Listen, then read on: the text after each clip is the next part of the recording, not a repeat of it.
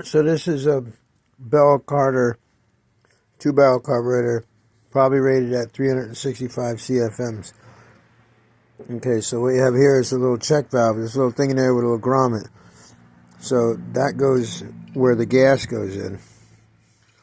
Okay, so that check valve, okay, is now going to seat itself at the end of that. Okay, sorry about the light. Okay, so it's going to move in and out. So this gets cover on it. Okay, as your car's using gas, right, the gas is going to drain out. So these would lower because these are like bellows, they're floats, there's air in there.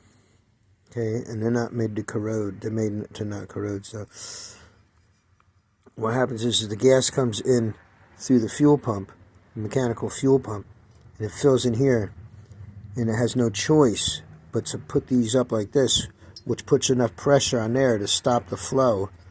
Okay, and then the fuel pump compensates for that. The mechanical one has a bypass, so, whatever. So as the car is moving, the gas is going out. So it doesn't matter that it's at an angle. You may be, driving over bumps, because ultimately there's enough pressure within this capsulated area for the fuel in there, the fluid, to push the air up no matter what.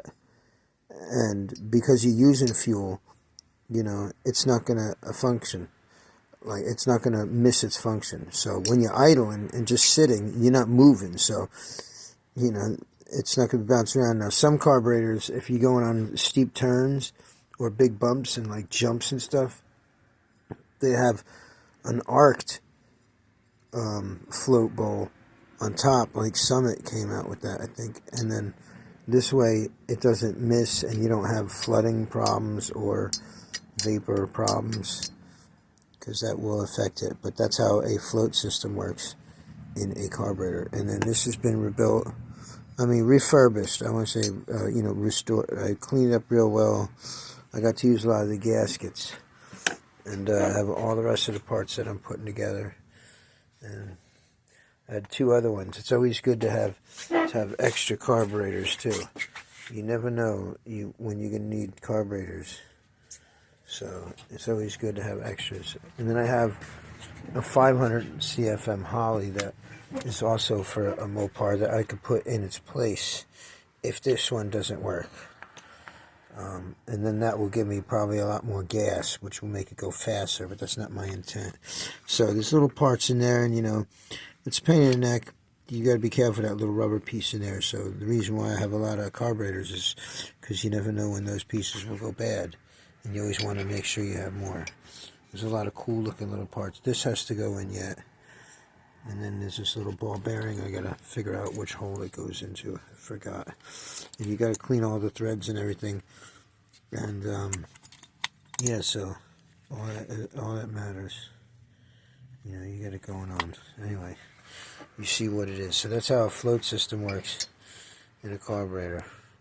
And there you have it. So there's your little golden floats, all within there. It's such a beautiful thing, a man's invention. Like right in there, inside that in your old car, there's these little gems, little pockets of concealed air made by careful, considerate, caring, engineering Americans and other men and women stuff too, designing stuff like this. This carburetor is an American, so it can be like that.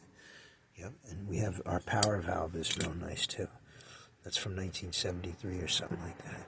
That's still in good condition. I didn't even mess with that. I just left it alone.